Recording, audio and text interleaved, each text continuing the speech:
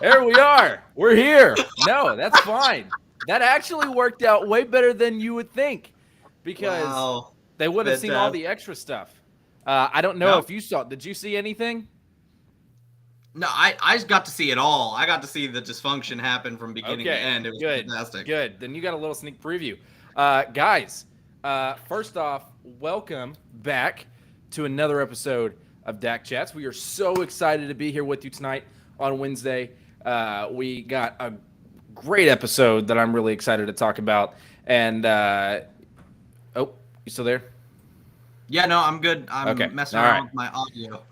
Good. We got a great episode. I'm excited to talk about. First off, Dylan, do you like the updates? We've got it fixed up a little better. It looks fantastic in here, don't you agree? I mean, look at. Oh, sorry, this way. Yeah, I did Look the at same all thing. this. So, there we go. Yeah, I got to point this way to point the Yeah. right way. Yeah. Yeah. Oh, hold yeah. on. We can touch fingers. Oh, okay. Oh, yep. Oh, I did it again. Oh. This is difficult. More difficult than you would think. Boom. Done. Power magic. Okay, close enough. Hope you like it. I slaved away, and all of it is custom. I hate to toot my own horn and brag, but everything except for the part that says Dak Chats, because that was a custom logo. Literally everything else is stuff I've made. So I'm gonna toot my own horn there because I think it's pretty cool. Fantastic. Look at the name. Look at the name. We got Dylan. We got Dakida. That's what Siri calls me. With an H, yes.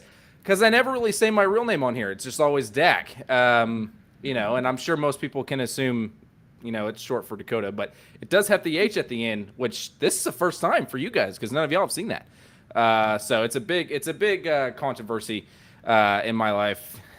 Always forgetting the H, whatever. Yep, just there. So, but we are excited to get to tonight's episode. Dylan, how are you doing tonight? How are you doing overall?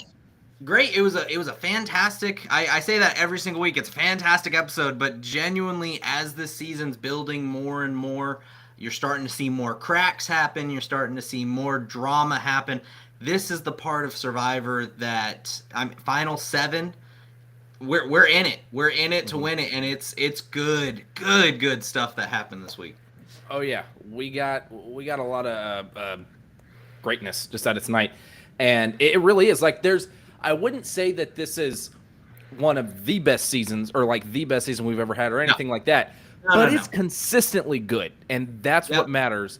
Is we're getting consistency out of it, good consistency, and that's what I've been enjoying the most from this season. So yeah, almost every week. I mean, there really hasn't been a week where it was like, well, there's nothing to talk about. I mean, we've had disagree more than others, but oh yeah, Janine, I now remember her because of how irrelevant she was. Yeah, it's true.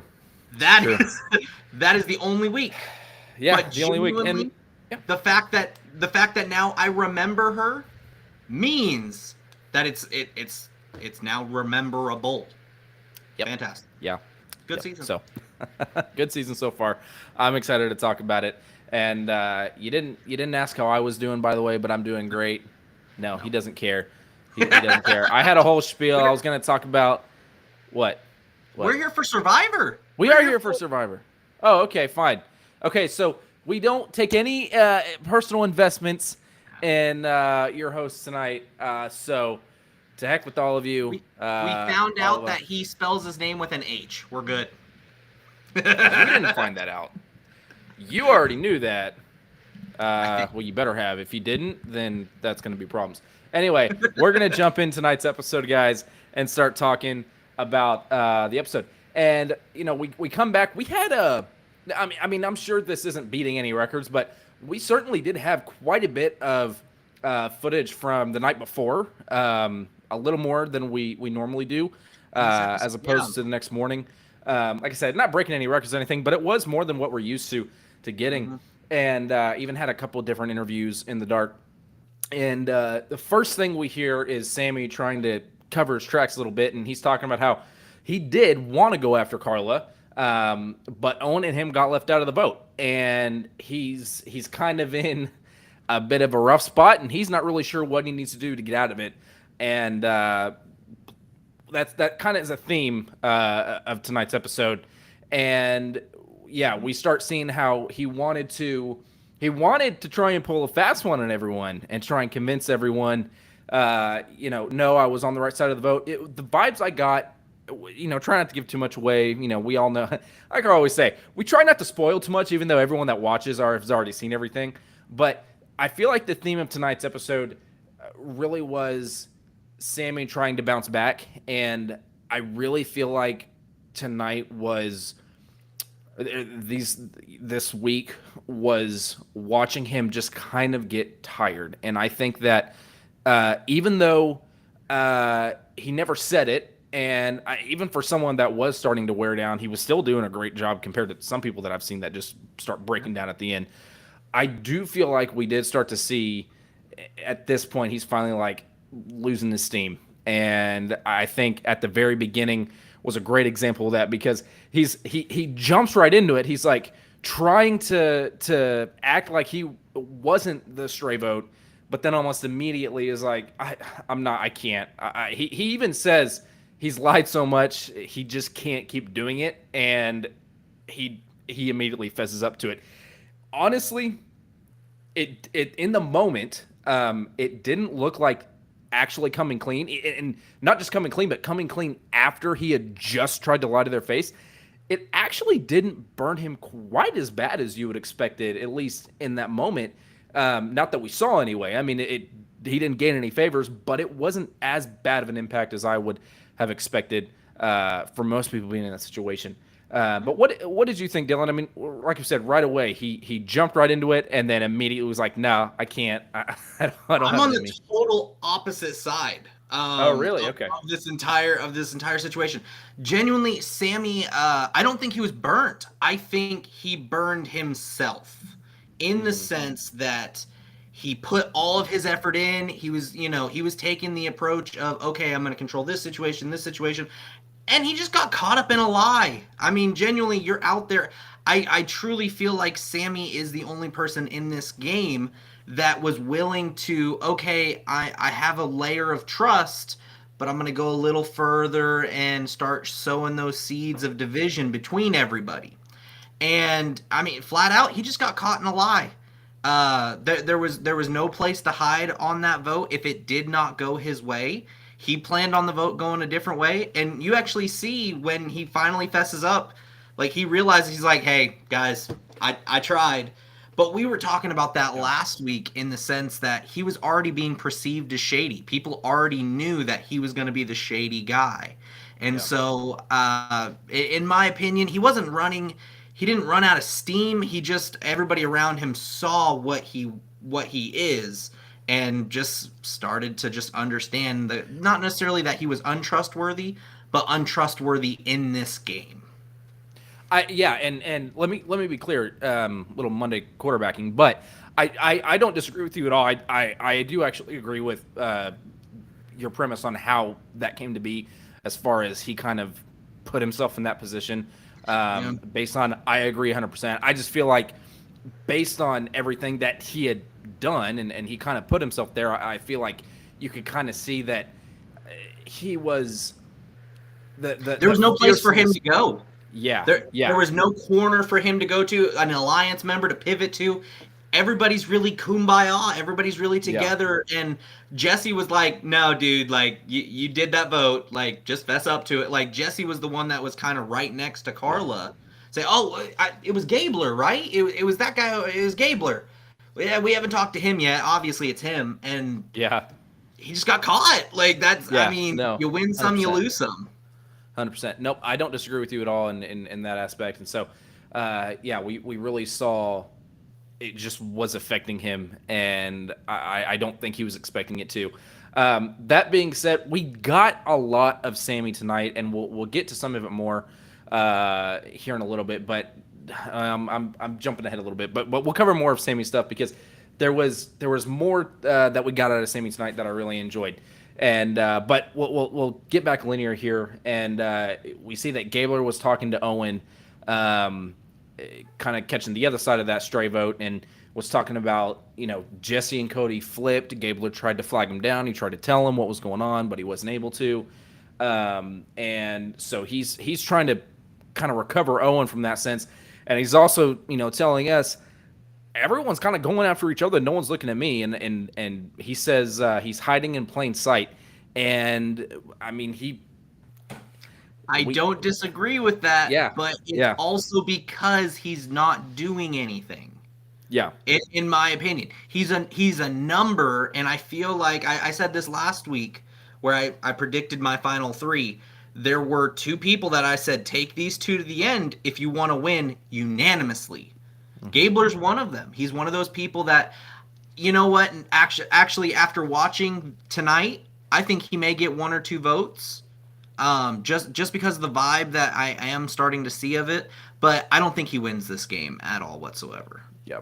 I don't think, yeah, and again, I don't think he wins, but I do definitely see, don't want to bring up too much more of last week and rehashing the same thing, but I do see a way for him to win, or I see a path of winning for him, and I feel like that's kind of where we separate is you don't see a path of winning for him, and I can still see one, but I don't believe that he's going to be our winner this season. But yeah, I see what you mean there. I agree with what you're saying. So Owen is upset again. He's very much in the dark again, quite metaphorically and physically, because like we said, they're rehashing all of this in the dark.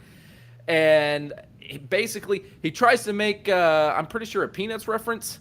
But yes, yeah, good job, and Charlie Brown. Yes, Charlie Brown. But what was funny was he was talking about Charlie Brown, but he didn't make the reference that I thought he was. And so I summarized it up as he keeps getting the football pulled away from him, which I feel like is a better suited analogy. But anyway, he definitely feels like that keeps getting pulled away, and he's just frustrated. He's very, very frustrated with how things have been going. As he should be. He's been left out of the last 4 votes, something like that. Like, basically being coasted through the game. At least Gabler's been on the right side of the votes as opposed to Owen. He's just kind of there. He's doing a great job of, they keep trying to get him out, and he finds a way to just stay alive. Mm-hmm. But he's been left out of every vote, unfortunately, and the frustration's going to take its toll. Yep. And that for me is one of the reasons why I still kind of can see that path of Gabler, because at least Gabler is still involved, and he's able to be on the inside of that, whereas Owen, for whatever reason, he's just been on the outs. Yeah. And we can see, kind of the steps that led him to there, but I still feel like it's been kind of, he's been the player this season, and almost every season we have one where they just, for whatever reason, people just won't work with him, and that's kind of been his biggest issue from the beginning, and I think completely unjustified. And because we both had really high expectations of Owen this season, and I don't think we were wrong to do that. I think this is just one of those rare cases where, for whatever reason, you just it's the portion of Survivor that has to do with luck, and he just can't quite get past this one, and because of just the unfortunate situation that he was dealt with since the beginning, he kind of had that reputation put on him, and he just can't really get anywhere. And so yeah, I agree 100%. He should be frustrated because there's nowhere for him to go, he feels like right now. And because even if he does have options, well, who's to say that that's going to pan out? Because every time he starts something and starts to go one way over the other, it doesn't work out for him. So yeah, I agree. One thing that I did want to mention about In the Dark still was we were talking about Sammy and Carla and Sammy finally get together and have a good conversation. Is that still, are you about to touch on that? Where do they have that? I had it in here, but I don't see it. Okay. Somewhere here, so I'll let you go ahead and cover that. Well, yeah, no, that was a big point for me because that plays along into later on in the show where Carla and Sammy, they have a conversation and said, hey, you wrote my name down. You thought I was going home last night. Who told you to put my name down? And Sammy just kind of throwing a Hail Mary, says, you know what? Cass told me that. Yep. That being Carla's best ally. Yep. And so that started sowing those seeds. He had to start back from square one tonight because he lost trust with everybody. But then, hey, if I'm already at the bottom, let me sow a little bit more seed, see if I can't, get something to grow here from this, bottom position. Yep. So yeah, you did jump a little bit ahead of me because I wanted to cover. I think from where I had that in my notes, it was kind of talking about because I think him and Carla had two different conversations. Initially, he started talking about whenever he fessed up, he started saying it was going to be on the other side. So that was their initial talk, and then we start to see a little bit more from Sammy on his own, and he starts talking about how he feels like. This is the first time he was really left out of the vote, and he's basically been playing both sides. And he knows that if you get too close to the fire, you get burned, and he got burned. And he starts thinking about his mom's letter. And we didn't get a lot of this from when he actually got the letter, but he really starts going over it. And I gotta say, as one of the people that hates the mushy gushiness, I really.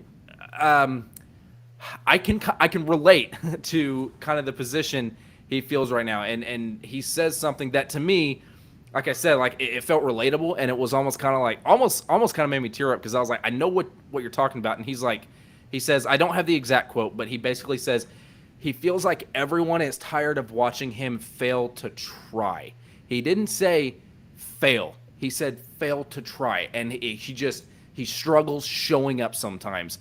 But he wants to disprove that. He wants to show everyone that he can succeed and that he can be there. And he can succeed to try and to show up and be there and at least put forth his best effort. And Sammy is one of the most intelligent and socially aware 19-year-olds I've ever met. And he really is.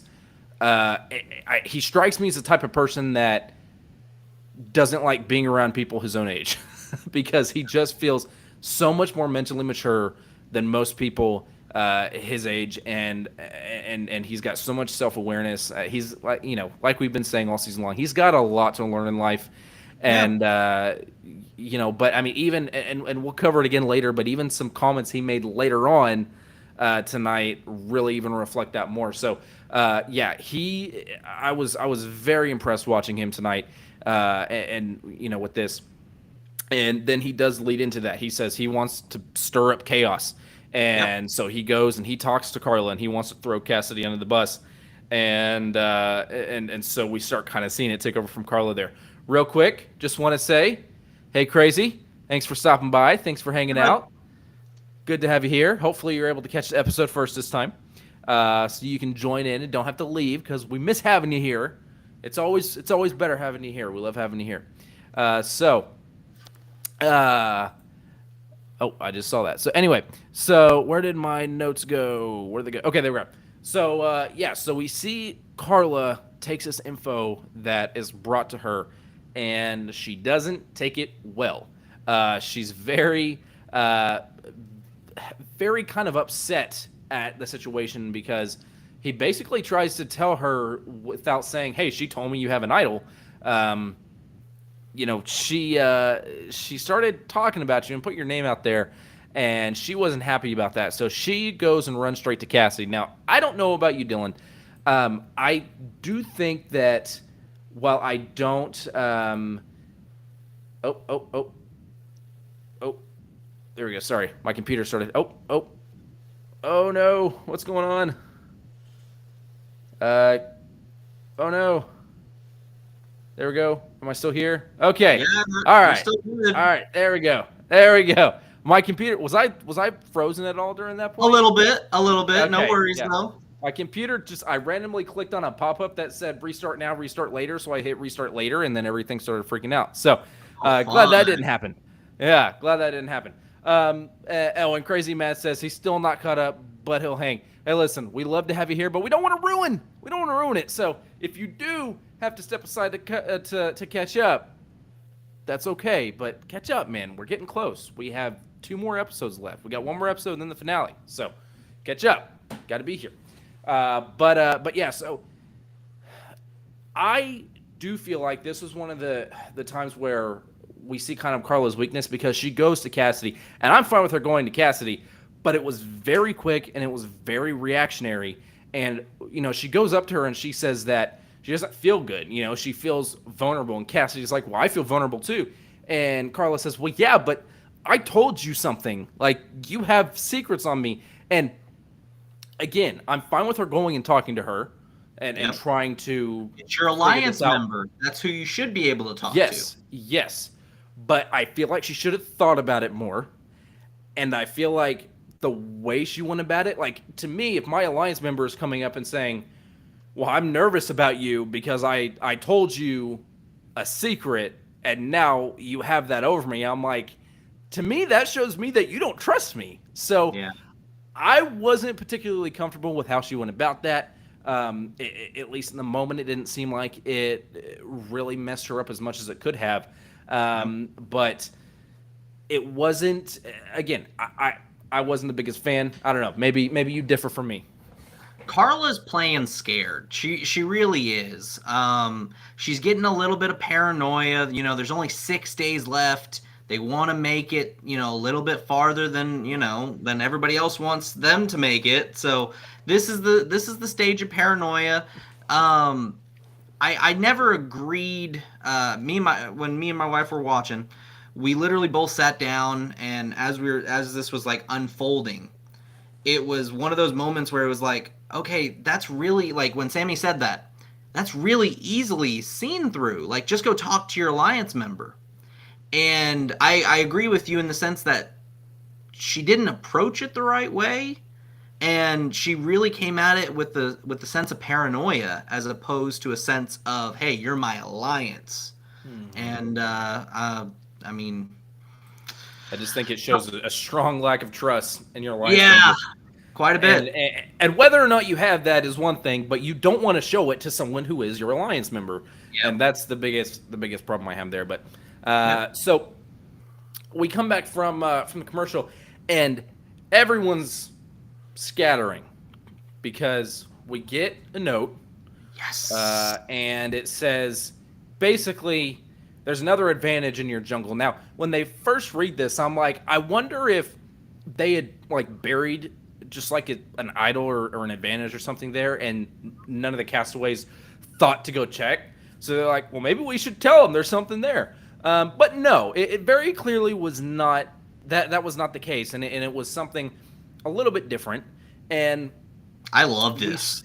I do too. This was really, really cool. I do too. This immediately made me flash back to the Philippines, where we had Fans versus Favorites 2, and as soon as Malcolm plays an idol, it goes right back out, and everyone's hunting it down. We had that week after week, and it was so much fun watching them fight. And that's not the first time we've seen that, but especially this scattering, I do love it. And with the hunt for the advantage itself, I was actually really happy with all of it. And so the only thing that I thought was kind of like, let's explain the advantage first. We'll explain the advantage. We'll explain the advantage. Well, like how it works. Yes, because I love this. When they explained it, it's called the Choose Your Champion advantage. Yes. I'm going to have this in my games. Yes. This is it was so good. Good. And when they explain it, this is the way I put it in my notes. I said basically a hidden immunity idol that activates if you win. Or if you guess correctly. Because the way you play it, it's after the votes are read. It's after the votes are read. Or it's after the votes are cast, but before the votes are read, rather. So it works just like a hidden idol. And I'm fine with it. So it's basically a hidden immunity idol. And I'm fine with that. And I kind of like that it also takes away your choice of, even if you win it, you got to use it tonight. And so I like it just in the fact that it's a scare. If he would have gotten it wrong, it didn't matter. People were so petrified of the advantage, they didn't even cast votes his way because they're like, oh crap, like, if that does happen, like, where does that leave me? And so I loved it. And also too, and honestly, this just hit me, but also too, that you have, like, with the normal hidden immunity idol, people will try and flush it out. there's no way to flush it out. So There's no way to flush it. It's open that it's going to be played tonight. yes, and so while the game kind of takes your option of being able to save it and use it whenever if you win it, it's like, okay, you win it, but it has to be used right then and there. So maybe you need it, maybe you don't. It does help with that. I would go as far as to call this a super idol because it's only able to be used the one. I would say that only because it is able to be used the one time, and so it does kind of. It basically is. I don't know. It's a cross between a hidden immunity idol and regular immunity because it basically guarantees your safety for that night. I would give it a just a normal immunity necklace. Okay. Yeah. In the sense that it has to be played right then and there. Super idols. Tony's the only one that's had a super idol. Yeah. And he was able to sit back with another idol in his pocket because he was just like, yeah, I can do it after the votes are cast. I get to know if I have to play this beforehand. Super idols, they'll never be introduced ever again, in my opinion. No. I hope whenever I get to finally play this game that they put those in there, and I will gladly, CBS, just throw a super idol on the island. I'll go find it. Okay. Yeah. Don't talk to CBS. CBS doesn't get as much say. It's all production. They basically just say cut this in, cut this out. Anyway, but yeah. So I guess we're kind of catching up a little bit. But Cody is the one that finds it. There was a strong, hard fight. Gabler tries to do a military style hunt, which I'm like, I get. Kind of, but also no. Like, I don't think it was a wrong strategy, but I also can't say that it's right. But then again, I've never been in one of those in the military in real life, so I don't know how effective they are. So who knows? But it didn't seem like it was all that effective. So many people, I honestly, this type of stuff is why people say that this show is scripted. Watching, and I do get it, but you can't fake that reaction. Because when Cody's leaning up on that tree, hold on. There's one moment before that moment. Gabler is literally, staring at that tree, and they play the clip or a soundbite of him saying, "I've looked all over the place." Yep. In that moment, I busted out laughing because I'm just like, there. I thought the same exact thing. This is why people think it's scripted, because you're staring at that advantage and nothing happened of it. But I'll let you go from there. Well, no, because I was just saying, we get a moment with Cody where, and I lost my notes again. Gosh dang it, there we go. We get a moment with Cody where he's leaning up against a tree, and that it's attached to, and I'm like, okay.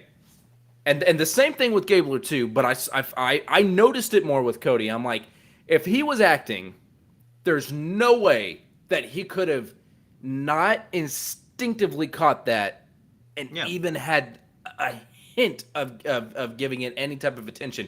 And he didn't. He had no idea it was there. And so I get why people feel that way, but if you watch it, you're like, there's no way. These people are starving. They are exhausted. They're not on their A game at this point. Like, you take any player on like day 24, because it's like 26 days now. So day 24, 25. I know, but overall, like, you take someone like 24 and put them up against someone that's on like day 3. Day 3 is going to outshine them because like they're not as worn out. They're not as tired. They're going to find stuff better. And so it was very challenging to watch, but it was also like kind of funny at the same time. But we do see that Cody is the one that ends up getting it, and he does a little shimmy shake dance, as he said. And then he says he's a big gambler, so he loves it. And this is something we know.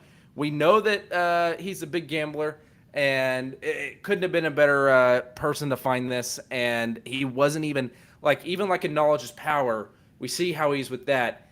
But even with something like this, he's like, no, I'm good with this. I'm comfortable. Like, even if I get it wrong, I'm not even that mad. Like, I know what I'm doing here, and if I fail, that's on me. And so he has to place his bet on someone to win the challenge outside of himself. So if he guesses correctly who the winner is of the challenge, then he also wins the immunity for the night. Basically, like we said, an immunity necklace, but it activates after they're cast, but before they're read. And so we go into looking at the challenge, and I love this challenge. I love this challenge. I love that it literally works with nature, like not just using nature. No, it works with nature. You have to use nature more than I feel like any other challenge, like except fire making. Not to say that, using the water and nature isn't an aspect, but I feel like this really does work with nature. And we see that and how that comes to fruition towards the end. But I know I say I don't ever take a lot of notes during the challenges, but I did with this one. I took a few, and I'll go over my few things, and then I'll let you talk about it because I know you have some stuff to say about it. No, really. This one's really straightforward. Honestly, like there's no. It is straightforward, yeah. There's no interesting mechanics other than obviously the nature of it. Yeah. The only thing that is a big note for me is this is the challenge that got my wife to watch Survivor for the first time. Oh, okay. Because because they did this several seasons back, but on Netflix, whenever Survivor shows, they only had 2 seasons of Survivor on Netflix, but they always show this challenge when it comes to the Survivor preview on Netflix. And so this was the actual reason that I was able. You know what? I know what you're talking about because Netflix will do that thing where if it's not one of their shows, they'll show like an actual scene from some random episode. And you're right. Yep. I do remember that specifically. They would show this as that little trailer clip on Netflix. And that challenge is not in either of the seasons that they had. Yep. Well, I had no idea. Also, too, how many challenges can you show like that without actually revealing who the actual like castaways are? Castaways are, yeah. Fantastic. Well, like because every time we have a challenge, they show us a preview of it being played by the Dream Team. For those of you that don't know, the Dream Team is basically people that they hire that's on set that they're pretty much they might have other side jobs here and there, but their main job on production is to test the challenges. And I gotta say, there was when they did it, the only person that they showed was a black player, and I was like, we don't have anyone that fits. So I was like, that's got to be the Dream Team. But other than that, that literally would have been the only giveaway because I had to stop and think for a second. I'm like, is that a player? Because I don't think it is, but I can't tell. So great challenge. The few things that I have with it, I will say, and you might disagree, I don't blame anyone that has to back out because this challenge is what nightmares are made of.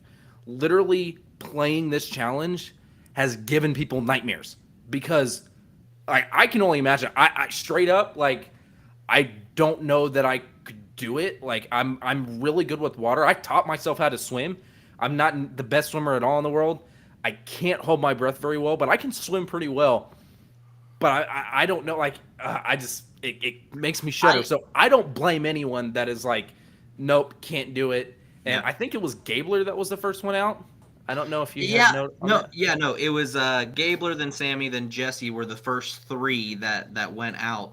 And I actually, when the advantage got played, I was like, you know what, Gabler, he's comfortable in the water. He goes for his swim in the ocean. They brought that up earlier in the episode. He goes for his swim. Like, he's got to be great at this challenge. I'll put my money on Gabler. I bet you he's gonna win. First guy out, very first guy out, and that really showed to me like you can feel comfortable with swimming. You could feel really comfortable, and it kind of goes back to what you were saying. This challenge is not for the weak at heart. This is a very much waterboarding. Like, waterboarding. That is the exact thing that I thought of. But I was like, they ought to call this the waterboarding challenge because that is exactly what it is. And the thing Yep. about it is, I noticed that Jeff was helping them a little bit more than I would expect from most challenges, where he's telling them it's coming in, it's coming in. But even with Jeff, even if he is really actively trying to help warn you, you don't have a way of predicting when that's going to come through. And so I think that the even the person that can hold their breath the longest and the best, you have no idea when to take that deep breath, when to hold it in. And the moment you feel like, okay, maybe now I need to take in a deep breath, it comes right over you, and then you take in a bunch of water. Yeah. There is Michael Phelps could not do this as an expert. Like, even he might be able to hold his breath longer than everyone, but even he, like, you don't know when that water is coming in, and there is no way to predict when you go to take a breath if you're breathing in a huge gulp of air or a huge gulp of water. And all I can think of is the amount of extra lifeguards that they have to have on set Or even for this one specifically. or even just oxygen tanks. Oh yeah. Because Carla, or no, it was Cassie. Cassie almost had her head through those bars.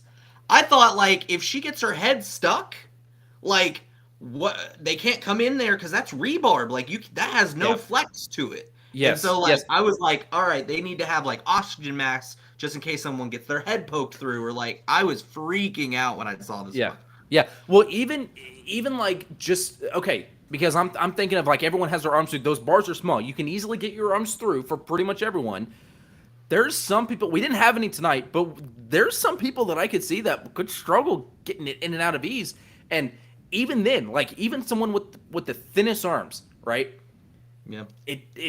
When you have your elbows locked in like that, it could easily, like, as you're, like, ripping your arms out quickly, catch on your elbow or on your wrist, and even that could be enough to, like, really mess you up. So this challenge is not for the faint of heart. freezing.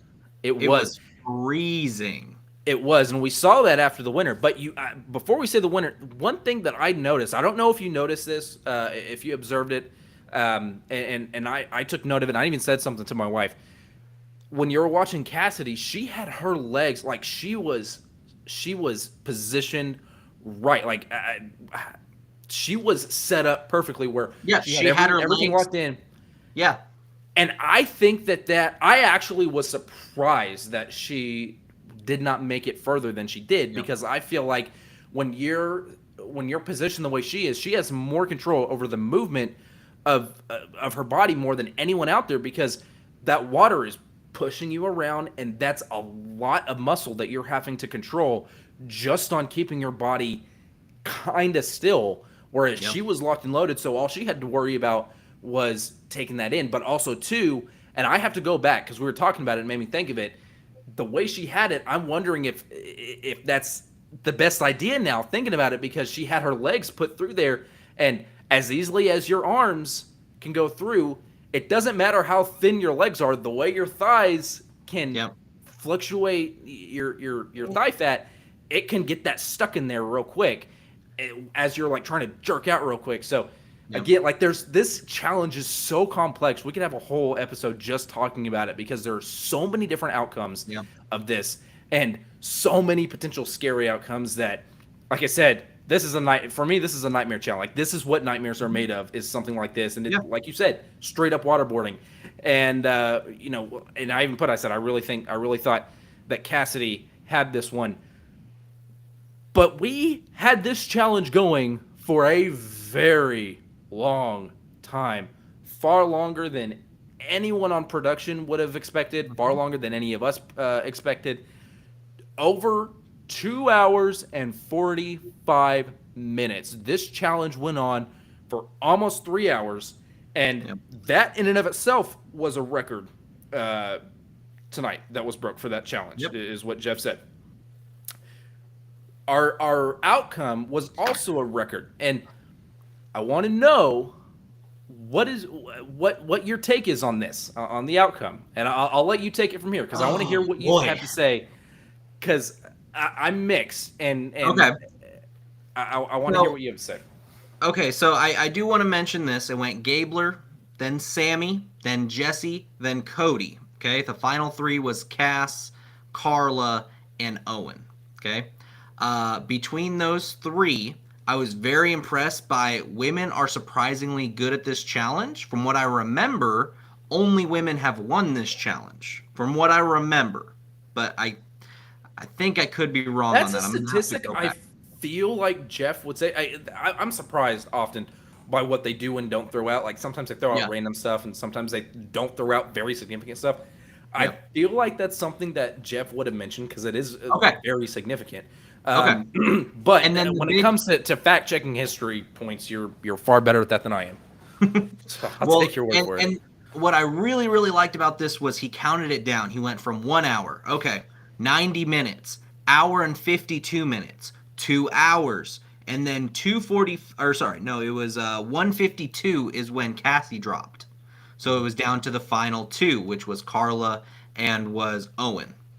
And those guys, like you said, went for 2 hours, 45 minutes to the point where the tide started to go down and they had beaten the And we were challenge. watching it as that challenge, as that clock was ticking, it was going up.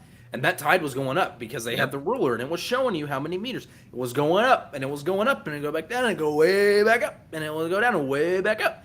And this took a turn that I was not even expecting because, like you just said, they beat the challenge. They beat the challenge flat out. And I am it fits its narrative, okay? I personally would have let them sit out there all night.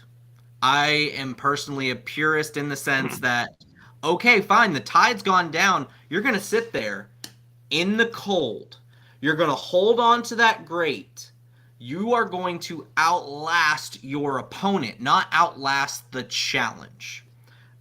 We've seen it in previous seasons where it's the first, or in the very first season, it was hold the post. In other seasons, it's hold your body weight up. In other like there's so many. I missed different... that one, by the way. The one where they were standing on like the pegs and they would Yeah. just be standing out there. That was such a visual challenge for so long. Yeah. I don't know why we haven't got it back because like this is a very basic one like that. I know why. Jeff doesn't want to sit out there for 10 hours. No. Yes, exactly. And what I have in my notes, is what happened was Jeff got hungry and he was ready for dinner. Yes. He wasn't talking to anyone. He was not talking to like he didn't have an earpiece. He just was No. like, so what we're gonna do is you're gonna we're calling it. Shut up. Stop rumbling.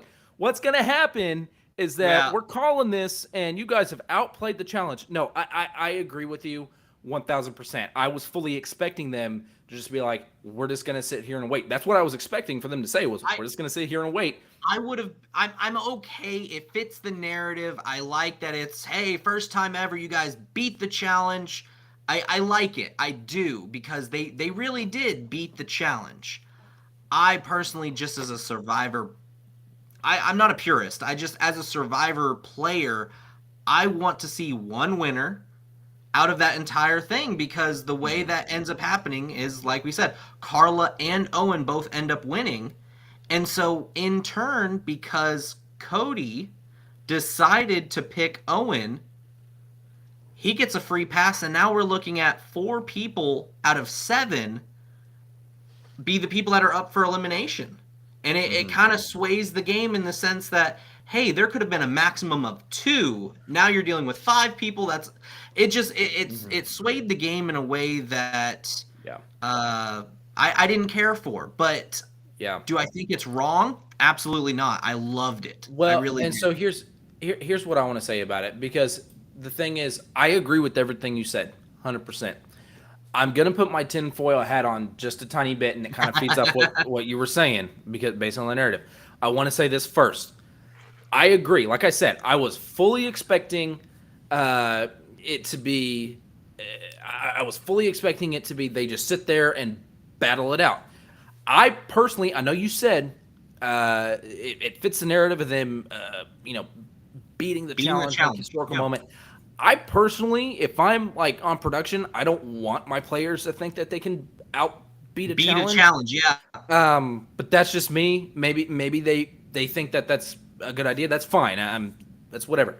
I will say before I put my tinfoil hat on, I could understand if they're like, look, we had this challenge designed to operate one way.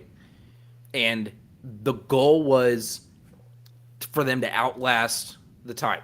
That was the goal. And they did it, and we were not expecting. They really didn't have any reason to expect that it would go on for as long as it did. Based on precedent, and I get that. I mean, just saying the fact that they were out there for 2 hours and 45 minutes is nuts. So, if they are approaching it and they were like, "Look, this is not going to end the way we expected it," fine, I get it. But it's not like that hasn't happened before. Like you said, there have been challenges kind of in the same vein where the players do, in a sense, outlast the challenge. And so they just have to sit there and wait. And we've heard Jeff say before, like in a different set of words, you stumped us, so we're just going to keep on going. And that's not what they did. So even if when I try and play devil's advocate, I'm like, I don't think that's really what happened. I'm going to put my tinfoil hat on. Okay, we know earlier in the season, just like it's pretty common during the current era of Survivor, earlier in the season we had a challenge where we had 2 winners. It was not the episode before, but the one before. So they already had another necklace. And I'm sure that every season they have plenty of extra necklaces. Yeah. So this is a light tinfoil hat, and they could have brought it extra. But whenever you see after the challenge is over, and you see them standing back on the dock, he's giving Carla her necklace. Mm-hmm. You already see the other one sitting there for Owen. I wonder. I mean, obviously, again, they could not have predicted it was going to outlast and go that long.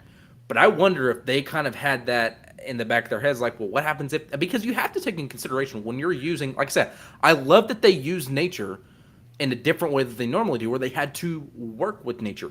But you have to take in consideration that there's going to be some stuff that's out of your control. And what if that tide came in even sooner than 3 hours? Yeah. I mean, that could have ended way earlier on and them not expect that. So I kind of wonder if they were kind of playing into that narrative a little bit, and they came. I'm gonna knock that tinfoil hat off. This challenge went for 3 hours.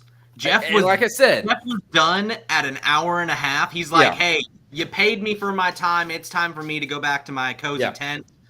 Hey, I do think that's the best theory. Jeff got hungry and he was ready for dinner. But the moment I saw that other necklace, because I'm like, are they going to bring the other necklace out? Because they already had one. And so I'm like, I'm not saying 45 minutes to go get the other necklace and be like, hey, this challenge is going to go forever. Go grab the necklace. By the time you get back, we'll end the challenge. You don't think, but you've never been at that beach. So how far away is their trip? Because I was thinking the same thing, but I'm like, we don't know how far away. Because my initial thought is they probably did just run and go pick it up. But it could have been. Production team, like literally chain of custody. They could have, yeah. So there's a million different ways it could have gone on. That's just my kind of crazy, my crazy idea. Because I can never fully trust production. I can never fully trust them. So here's my conspiracy theory on this one. I do actually have one. Okay. We see halfway through the challenge that the structure is physically shaking. We see the structure move in the water. We see it start to shake and tip and do all sorts of things that it should not be doing because of how heavy the waves were. Now that it's fallen, okay, imagine if we still expect them to be under these grates and the water's still going down. At a certain point, they're going to just be in sand. Yeah. With a faulty production over their head. At a certain point. You say that. But how far down? That water was deep. They couldn't touch the bottom, could they? I don't know. That's the thing. I don't genuinely know. I think it was. I didn't think of that, but that's right, because if that water goes too far down, they could just be literally hanging from those bars, which is not at all what this competition is built for, and that is not what. I mean, they could very well have a competition where they're like, okay, just hang here and just whoever lasts. And I think they have at a certain point.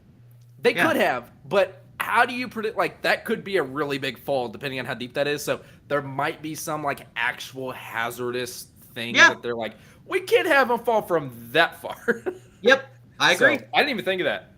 Yeah. But yeah, so Jeff got hungry. The challenge ended, and we had 2 winners tonight.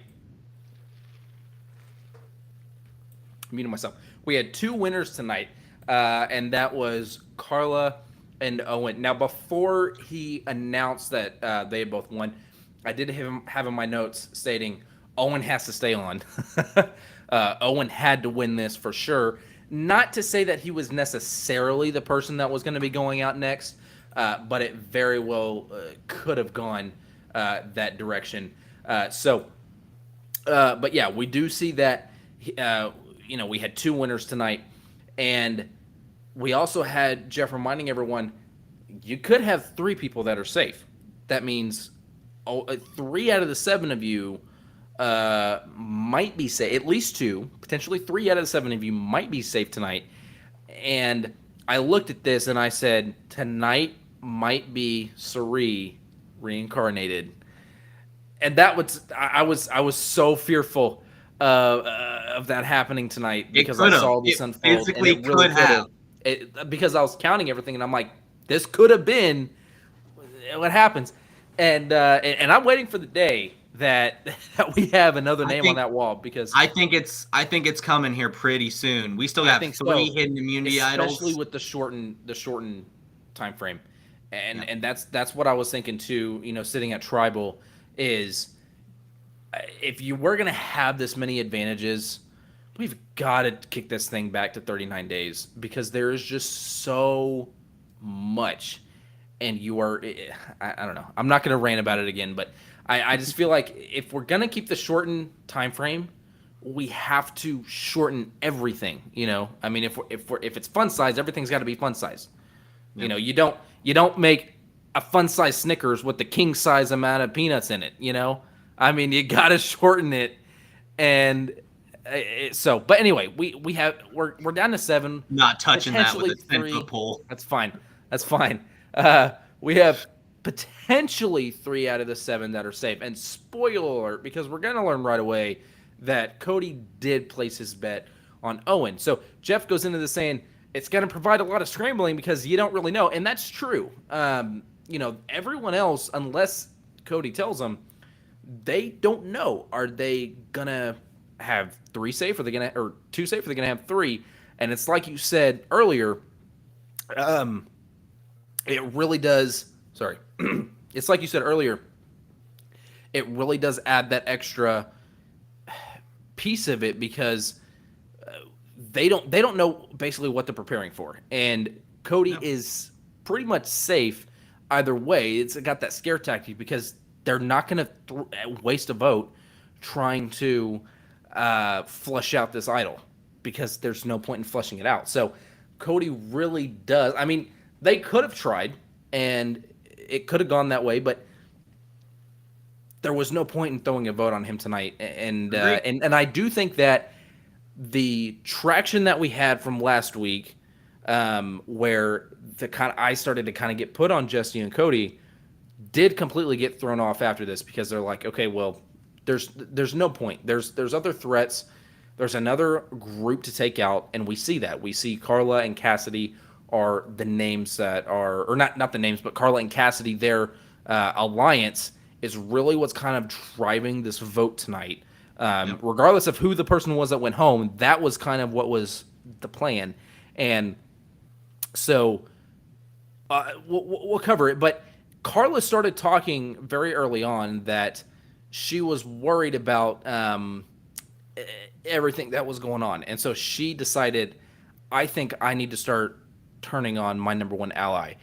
And I gotta say, I was not I get why she came to that conclusion, but I still feel like you really only have one solid person that right now, even as much doubt as you have in that person, that's still more of an alliance that you have outside of that person, right? So I really felt like that was not the smartest move. What are your biggest takeaways from camp? Getting back to camp tonight. The biggest thing was Carla approaching Sammy, because that was really, I mean, from the way that it was edited, obviously, but that was right away. It was boom, get back to camp. Hey, we're taking out Cass tonight. It's gonna be like Cassidy's going home. Like don't even worry about it. And I like it and I don't, because right now as it stands, there's three yellows, two reds, two blues, and so that was the seven. And so I understand Carla, the mindset of it, but I agree with you. I really do. There was no reason for her to turn on her number one ally. Yeah, and she was really pushing that. So much so that she ended up having Jesse kind of have reverse psychology a little bit, and he started getting concerned. Reverse psychology that, frankly, at least from the feedback we were getting from Carla at the time, didn't have a lot of legs to stand on. Now, you could think potentially down the road that might be the direction she goes in just due to circumstance, and I get it. But in the moment, that's not necessarily what was going on. Jesse started flipping out. He's like, well, if she's deciding to go after her number one ally in Cassidy, maybe she's got a stronger bond with Sammy that we're not aware of, that we don't see.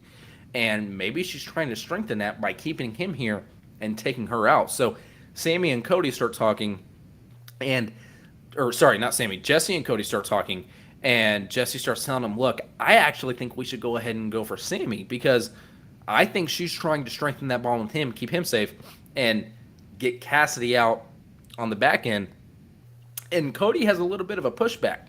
He's saying, look, I don't agree, and this is the first kind of tension that we have between the two of them, where not even really tension. And I'll say this too. I feel like this was them trying to show that there's a crack there, and maybe they're starting to have a little bit of division.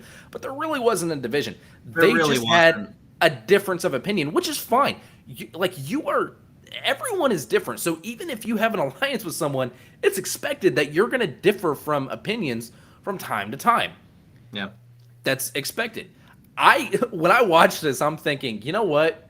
I bet this entire season we don't have any tension between the two of them.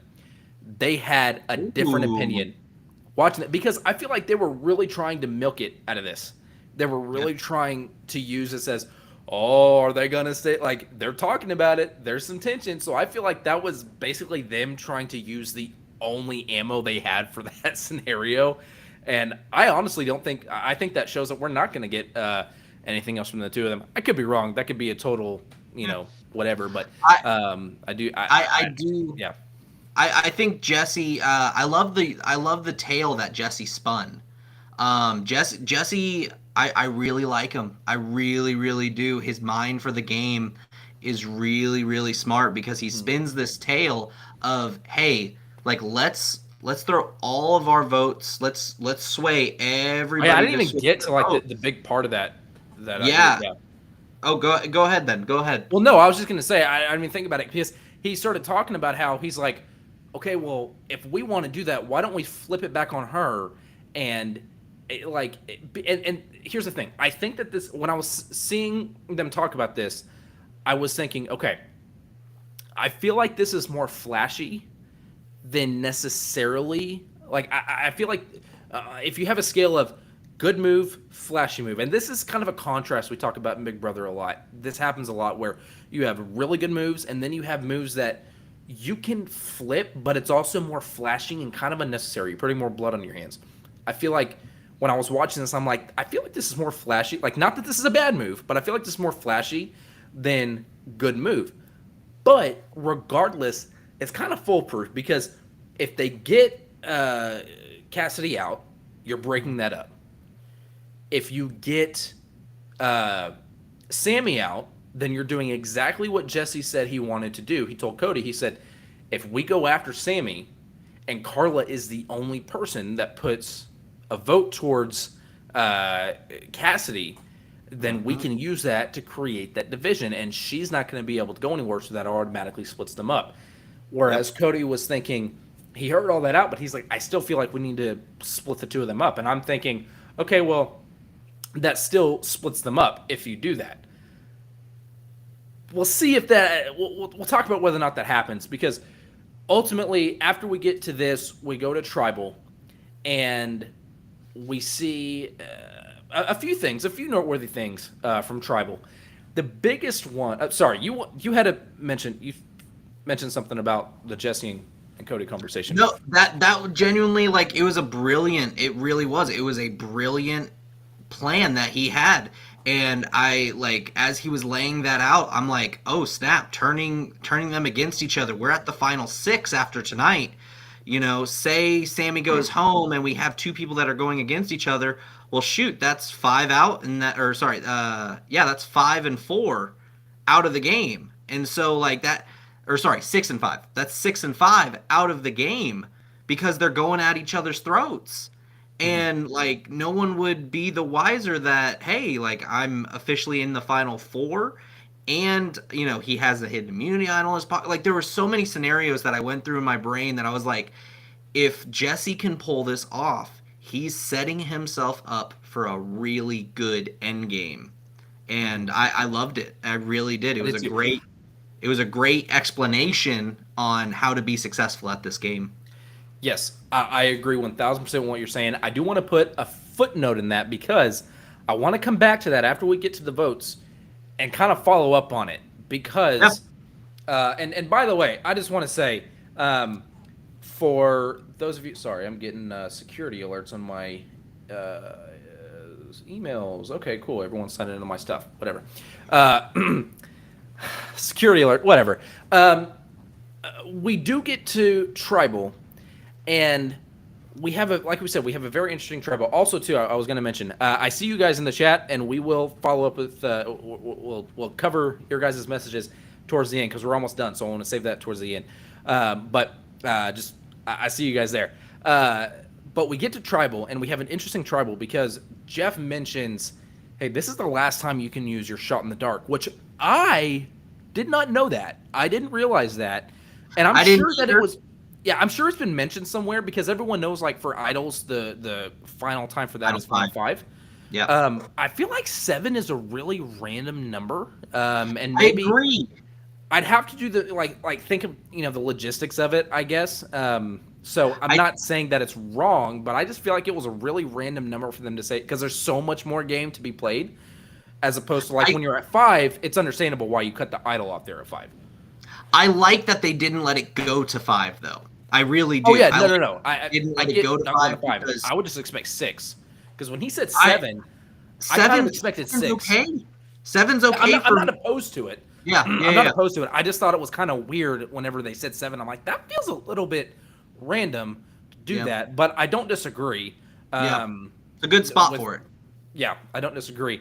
So he mentions that, and I'm gonna throw this out there. I wonder if this was Sammy told producers, I'm going to use my shot in the dark, so Jeff mentions it. I mean, if it was final, if that was the last time they could use it, he would have said it anyway. But I wonder if that chicken before the egg. I kind of wonder if Sammy heard him say that and be like, that's it. The heck with it. That's his Chris Underwood move of, here we go. I'm going to do fire. That was his kind of version of that of, you know what? You're right. I'm going to play my shot in the dark, and it's either going to work or it's not going to work. I think the thing that I really liked about him announcing it to everybody is, I mean, for one, he got to basically understand everyone's reaction to that, announcing, I'm going to take my shot in the dark, and everybody saying, no, you don't need to play that. No, you're safe, bud. Or like reading everyone's reactions really solidified it in his mind that it's like, hey, it's time for me to play this shot in the dark because I'm going home. And I really like that part of his game a lot because I think that shows maturity in the sense of the Survivor game, that he had enough self-awareness and enough just game awareness to be like, hey, these people are playing me. And he's only 19 and he's realizing these things. And spoilers, as the votes go down, he gets to play his shot in the dark. Mhm. I'll let you go from there because Well, yeah, he does, and so, um, the thing that I was thinking during this was okay because you also see Noelle on the jury, and she's kind of backing that up because he starts getting pushback, and he's like, no, because Carla instantly is fighting it because that's not what she wanted to happen. She had a different plan going on. She even told him about that, and she is kind of mad. She's like, no, you are showing a lack of trust, and I do believe now. I could be wrong. I could be completely wrong, but based on where we left them at camp, I do believe that had he not played his shot in the dark, whatever the rest of the outcome was, the rest of the votes, had he not played his shot in the dark, Carla was voting Cassidy. They hadn't shown us anything at that point that made her change her mind. So, and she could have. We've seen that before. People change their minds and they don't show us, and it's a blindside to the viewers. But I could definitely see where she was still going because she was very angry, or at least it came across that way, that he was going to do that because she's like, okay, you're talking about building trust, and now you're not showing any trust, and other people are putting that trust in you, and you're betraying that. So we do see him, as you said, he uses his shot in the dark. He goes up to the voting booth, he pulls it out, and he shows everyone, look, it's my dice, and so I still am confused at how it works because I guess it's like a D&D tower. It's literally it like is. you drop a dice into it, it rolls out, whatever it lands on that's all it is. It's literally just a dice tower. See, the way I understood it was you're using the dice itself. I thought was technically metaphorical, and that you're pulling out of the box of safe or not safe cards. That could be it too. I mean, that's genuinely the way I interpret it. I don't know. I would like someone to like ask Jeff like explain how it. does that Yeah. work? Because I feel like the dice is metaphorical because I always wondered, okay, and even tonight, because we've seen it before, safe or not safe, I was like, is he gonna roll the dice? Like Yeah. and it be like all black and one white, you know? So I don't know, but it always confuses me. But going in, we see that Jeff goes to get the votes, and I'm sitting here thinking, okay, we have still not seen this used successfully. A part of me does want to see it come out as safe because I just want to see how that side of it works. But unfortunately, it doesn't, and it's Jeff pulls the paper and it says that Sammy was not safe. And as much as a part of me did want to see it just to see that other side of it, the other part of me is very much happy because I'm like, again, it just proves my point. This is a twist that I think should stay. I think this is a game staple now because, again, this is the third season, like the 6th or 7th time we've seen this thing played, and it still hasn't been successful. Yeah. And I love the game of chance with it. And so we get the first vote. You're usually the numbers guy, but I have this written down in my notes. The first vote is for Sammy. The second vote is for Sammy. The third vote is for Sammy. And then you hear the dramatic music come to an ultimate conclusion, and the fourth vote is Sammy. And we now have Sammy as our person who has been voted out. And I've said it all season long. I never saw this kid as the ultimate winner of the season because I feel like I called it too. He overplayed himself. He really did. Absolutely. The smartest 19-year-old we've seen in reality TV as a staple. We haven't seen that many 19-year-olds on Survivor, but the smartest 19-year-old that we've seen on reality TV, and he really I respect his game for where he came from him being as young as he is, him being as naive and immature as a 19-year-old is. I am thoroughly impressed with what we got from Sammy this season. Absolutely. I fully expect to see this kid come back again in a returning season, and Agreed. I'm excited for it. I mean, there's no way that he doesn't. I say, if next season were to be, excuse me, a returning season. I don't see him coming back there. I No. see him having a story arc of, hey, listen, I stepped back. I took 3 or 4 years and tried to learn more about myself and analyze my game and what I did wrong, and then come back swinging. And Yep. who the heck knows? But I would not be surprised if I'm calling it for sure. We're gonna see him back again. Yep. I have more faith in that than any other returning player ever. We're gonna see him again, and who the heck knows? But I could see a potential story arc of him actually coming back, working on the things that he did wrong, and improving those, and being so self-aware and being able to work on that, and coming out and actually, I think a older, wiser, more improved version of Sammy could win. I do. Yeah. I could see him as a winner. But overall, I got to give the kid a round of applause because he far outshadowed even my expectations of him, and I'm so glad we got to see Sammy this year. I really am. Absolutely. He was fantastic player, like you said. He's 19. I think we'll get to see him again, if not, like you said, in a couple years, or even I couldn't see him coming back next season because 45's right around the corner, and I'm really hoping for some heroes versus villains in 45. I'm really hoping for it.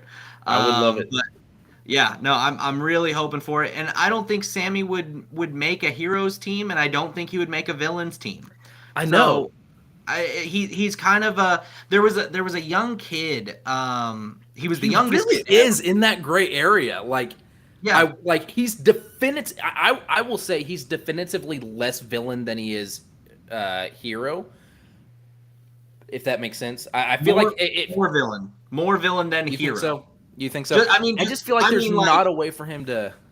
I mean, here's the line. Here's villain. I mean, he's just like a little right there. If you could come up with enough players for it, I could see them trying to throw a twist in there and do hero, villain, anti-hero. If you could come up with enough. Ooh, I could do it. If I'm sending that into CBS tomorrow. That is a hard gray area to show up in because there's not very many people that could be in that spot. Because usually someone has one defining move.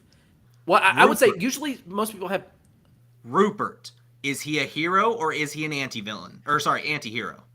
I would put him in the anti-hero column. Could we see Rupert back? Would Rupert come back again? Do you think so? Of course. I mean, he's made millions off of his boys' home stuff. I know he's doing great financially. I'm just saying. I love Rupert, and by no means am I going to say he's an older guy. But I feel like you see players, and again, same thing with Big Brother 2. You see players that some come in when they're younger, mid to late 20s, early 30s, and if 10, 15 years later, they're like, I'm too old to play this. But then you see players that come out in their 50s. But I feel like for the players that start out young, they know how much of a toll it took on them. And so they feel like as an older person, they're like, I'm too old. I can't do it. So I don't know where Rupert would fall into that because we never saw him as a younger player. Yeah. It was always the mature player. But I mean, you're going to have to come up with at least six players in the anti-hero column. 6 per team. We need to do just a fun little video idea of our dream survivor. We genuinely need to do that. We can definitely do that. And I could totally see them the way they love to reveal they don't do the next season reveals like they used to with the live blood versus water reveal of guess this thing. I love that. But I could totally see them if they had another live finale. I could totally see them doing that where they're like heroes versus villains versus anti-heroes, and then everyone will lose it. I think that's the next heroes versus villains. I'm calling it. I think that's the next iteration. That'd be really good. I think that's the next iteration. Even then, even if that is 45, I still don't see Sammy back for that. I just feel like we really see what works out best for him is going to be that. Listen, I've grown because we've seen several seasons where players have come back the very next season. I don't feel like that would be a good story arc for him. I feel He's like what really works best for him is I've grown, I've learned, I've matured. I'm not. I'm literally. I was literally a teenager when I played the first time. I'm not a teenager anymore, and I feel like that's where we can get to it.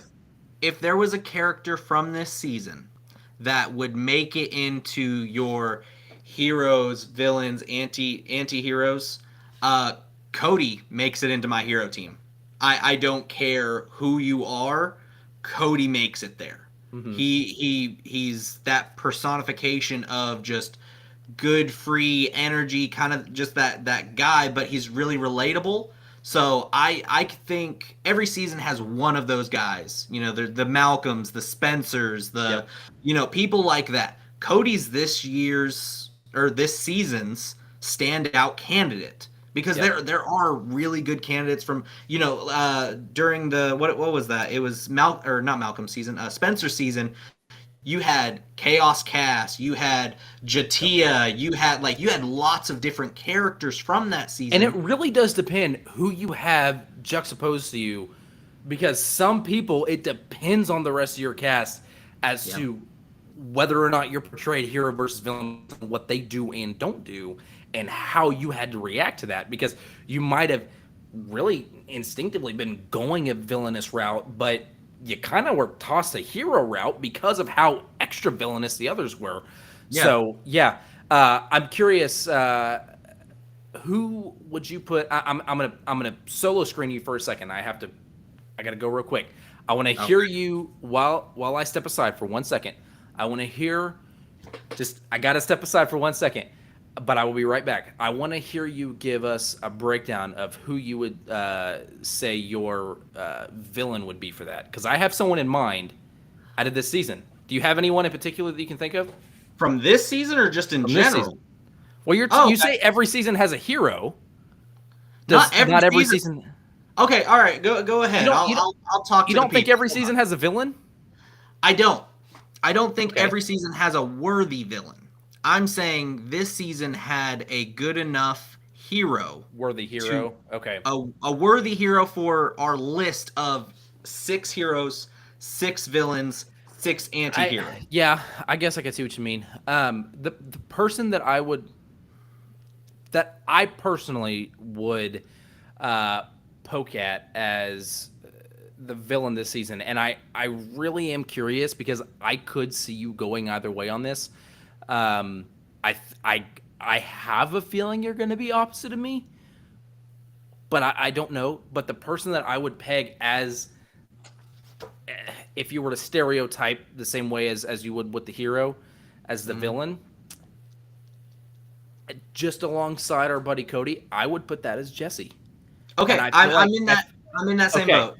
Because I feel like tonight was proof of that. It really demonstrated that, as far as hero versus villain, because not only was he trying to flip the script on Carla, he was trying to use what she was doing and call her out on it and put a wedge between her and her biggest ally. Not because she was trying to get rid of her ally before she got rid of her. And he was trying to flip that on her and then put her in a position where you're still flipping on your ally. And at the same time, also having to deal with the repercussions of that live. So I agree 100% with your take on the hero aspect, but I was curious to see where you would go on the villain, because I feel like out of everyone we have, that represents our villain better than anyone.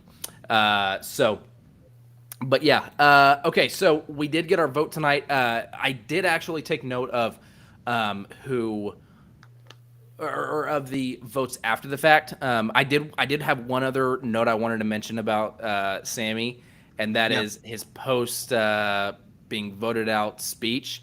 He mentions how, and again, it just goes to show how self-aware this kid is.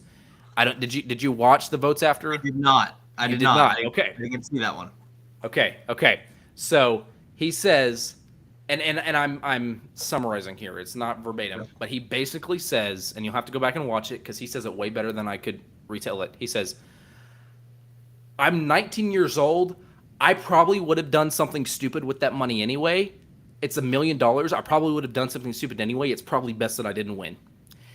And I'm like, the gall of this kid to have that awareness. And you know what?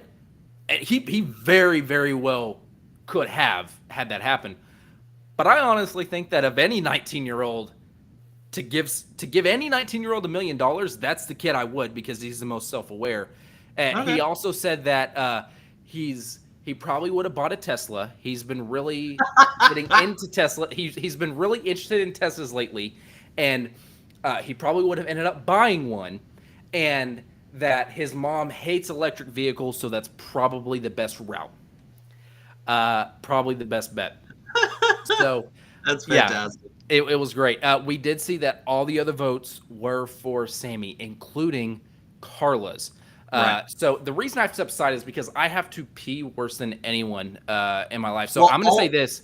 All and we I want, have I want, to do, all we got to do is our MVPs, and we are good yes, for this episode. that's true. I have one last, before we get that, there's one more thing that I want to get your take on, and that's because we did actually see Carla vote for Sammy as opposed to Cassidy. I think what ended up happening was the moment Sammy said, "I'm playing my shot in the dark," I think that's when she realized that everyone else was against him. I think that's when she realized that the vote was not going the way she expected, and that's what ended up happening for her, because we saw it was 6-0 because he didn't vote 6-0 in favor of sending Sammy home. And so I know you didn't catch that, so you may not have been thinking about that ahead of time, but that is how the vote fell. What are your thoughts on that? And I'm going to let you cover that real quick while I 15 seconds. All right, 15 seconds. I'm timing it. And honestly, I can still hear you, by the way. Oh, darn it. Okay. Well, I mean, my take on that whole situation, I do agree. I think that Carla was self-aware enough to be able to realize, hey, Sammy's taking all this heat right now. I think he's going home. And we're not really going to understand and know until next week that that is the case or that's not the case. But truly, I think that that's how it went. Carla was just self-aware, and she's shown that throughout the entire course of this season that she has that awareness. And so Cassidy, Carla, I think they'll be able to still coincide moving forward and be able to make this a good showing. As far as my MVPs, I do want to go over that. My MVP for this week is actually Carla, for that reason. She showed that she is able to have that awareness, not to use immunity idols, be able to outlast the challenge. Both me and Dakota's picks for this for the entire season were the two people that outlasted the challenge. And so it's one of those cool things that, like, it's a shot in the dark. They could have been gone 1-2, but it's just really cool that we get to look back at this season and say the first season that we ever covered it, these two people, I really hope they make it into the final three, but these two people, That would be awesome. that would be fantastic. These That'd be two great. people have made it this far, and we took two people that said, all right, week one, that's a good person. I think they could win. All right, that's a good person. I think they could win.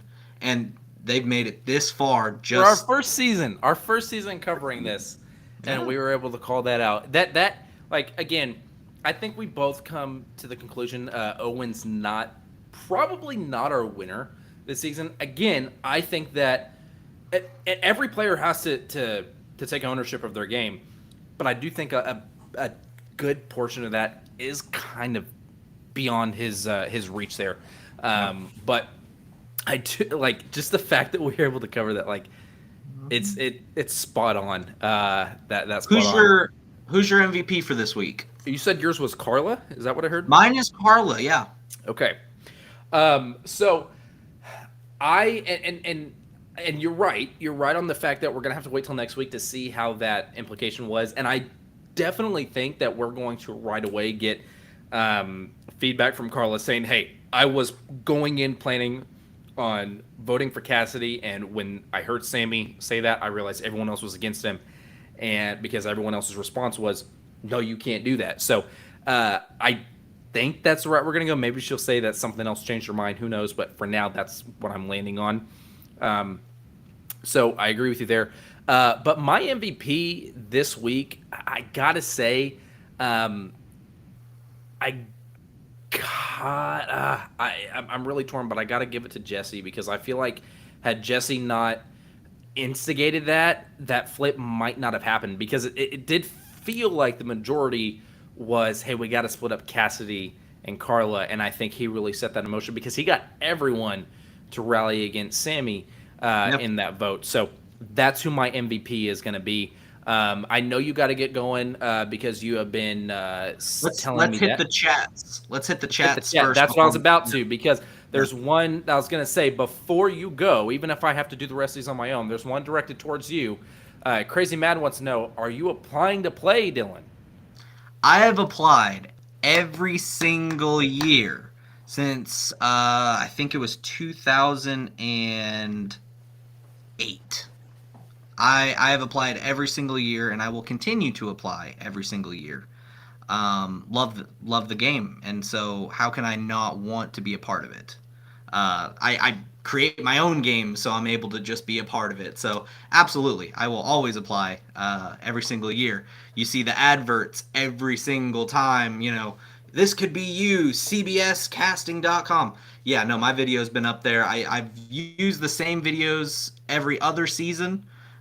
Just because I'm not making I'm not making a new video every single season, but maybe one of these years I'll so you post still one have of the my same old video ones. is what you're saying.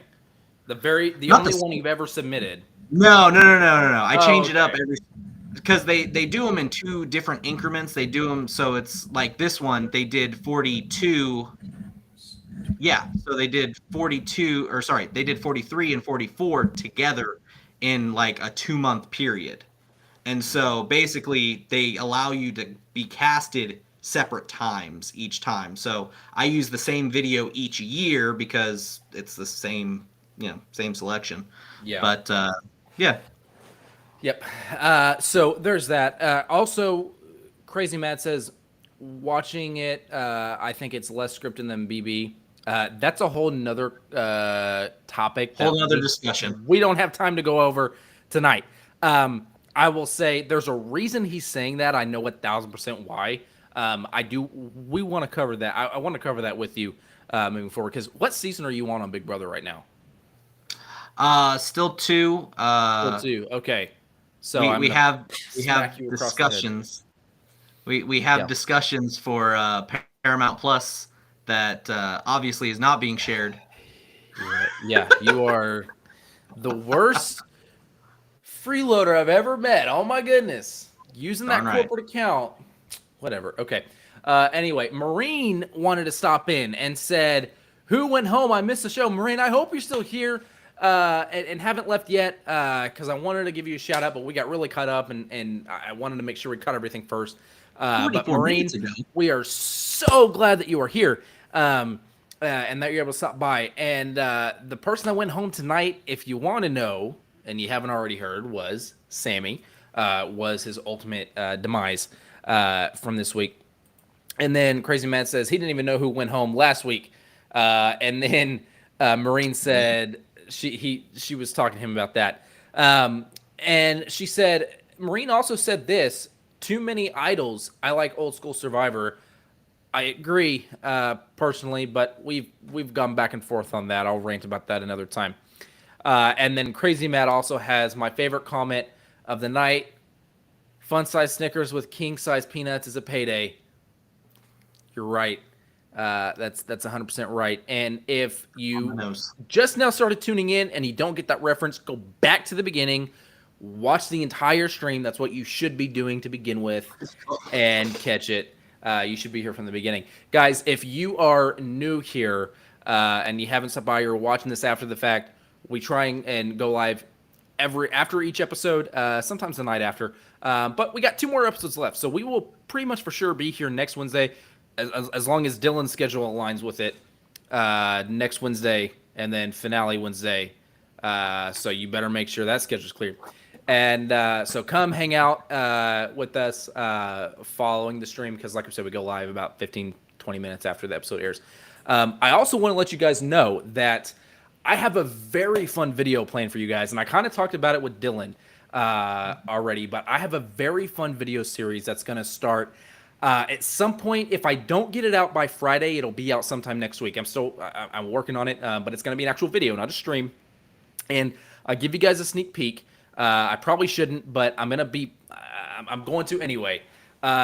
It's not Survivor related. It is Big Brother related, and we're going to cover some things about the potential upcoming season of Big Brother. So be on the lookout for that, because we got some fun stuff to talk about. And all I will say is this: anyone that follows Big Brother knows next season is the 25th season, and it goes without saying, 25, that's a monumental number. That's a big staple number. So we're going to cover some stuff about that. I can hear my wife screaming in the back of my head, "Don't say anything yet. Keep it a secret." But it's fine. It's fine. I want you guys to be prepared and be aware, because we're going to have this come out soon. And like I said, I'm hoping to get it done by Friday and have it posted for you guys. And it's going to be the first in a short series we're going to do on the channel here. So be on the lookout for that. But I'm super excited for that. It looks like we have one more regular episode before the finale of Survivor airs. So unless they throw us for a loop and Final Four is the finale, but I don't see that happening. So I'm expecting it to be Final Five. So we got one more and then the finale. So we're almost there, guys. We're almost here, and we're going to see if our final three predictions come true. Dylan, what were your final three predictions last week? That unfortunately didn't come true, because Sammy did end up going home. But for the reasons that I physically said, I mean, he went home because he was wishy-washy. He went home because that he was untrustworthy. That's a really good person to bring to the end. But I also understand that no one wants to let those people slip through. So, I don't really have a final three as of right now. If I were to change one thing, I think that Jesse makes it in, and so I think Jesse's really self-aware, and so I think the final three stays the same as far as Gabler makes it, Cassie makes it, Jesse just slipped into that. Now he wins it instead of Cassie. Yep. So, and I believe, I'm trying to remember my exact final three, but I believe last week I also had Sammy in my final three as well. I think it was Cassidy that I had swapped out for you. I got to come up with my own, because that really threw me for a loop too. I agree everything you just said, but I also was not expecting it. So we'll see. We'll see what the final three. But we still have 2 out of the 3, and I'm shooting myself in the foot. But I still really feel confident in 2 out of that final 3, and I think you do too, based on your new final 3. So, all right, guys. We will see you next Wednesday. Be here after the episode airs. You can find me on Twitter at DakChats, and go subscribe over to Dylan's channel at Skmike on the Mic. Link is in the description below. There's nothing there yet. There will be eventually soon. Don't worry about it. We're working on it. But we're having a lot of fun with you guys. So, like I said, if you're new here, you're watching this live or after the fact, hit subscribe and join us next weekend for the finale, because we're about to have a lot of fun in the next few weeks. So, all right, guys, that's going to be it for tonight. Have a great night. Stay safe, and we will see you guys next week. Bye-bye.